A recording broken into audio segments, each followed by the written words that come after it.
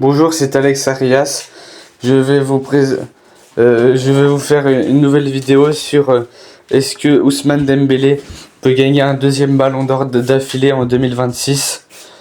Je vais vous donner mes arguments. En 2025, il a fait taire toutes les critiques en soulevant le plus beau trophée individuel, le Ballon d'Or 2025, le plus beau trophée individuel de la planète, le Ballon d'Or de la planète football. Mais aujourd'hui, une question se pose. Est-ce qu'il peut enchaîner sur un deuxième ballon d'or d'affilée? Sur le papier, sa saison est incroyable, mais avec la Ligue des Champions et le résultat de la Coupe du Monde, la concurrence est très élevée.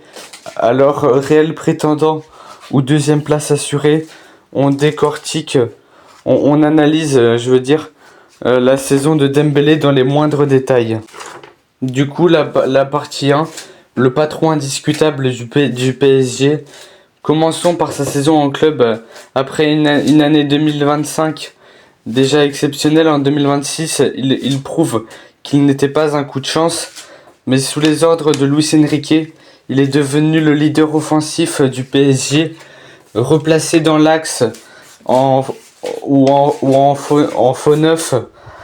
Il ne se contente plus d'attaquer sur le côté droit, il oriente le jeu, il fait jouer ses coéquipiers et surtout il est devenu ultra fort. Résultat, un nouveau titre en Ligue 1 et surtout une deuxième Ligue des Champions consécutive avec le PSG. Dans les grands rendez-vous européens, à chaque fois que Paris était dos au mur, c'est lui qui débloquait la situation.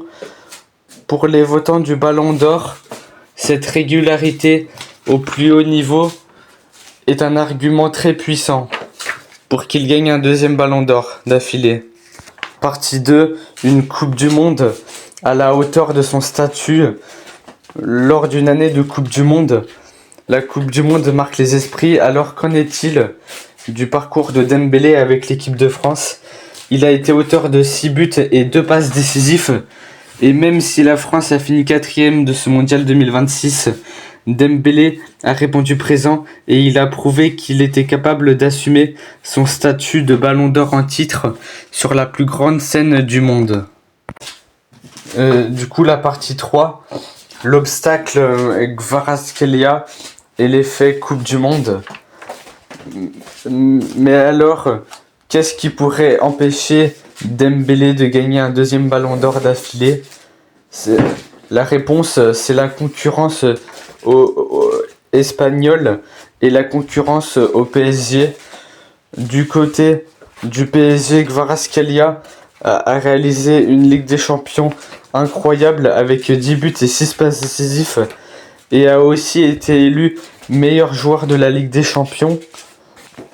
Et de l'autre côté, la victoire de l'Espagne à la Coupe du Monde remet en course des joueurs comme Rodri qui a été élu meilleur joueur de la Coupe du Monde ou même Lamine Yamal qui certes n'a pas fait une grande Coupe du Monde mais a remporté la Coupe du Monde, ce qui fait qu'il est qu'il est un concurrent à Dembélé. Du coup, la conclusion, mon avis final. En résumé, Dembélé a fait une saison parfaite en club et a fait un bon mondial et a fait une Coupe du Monde très bonne.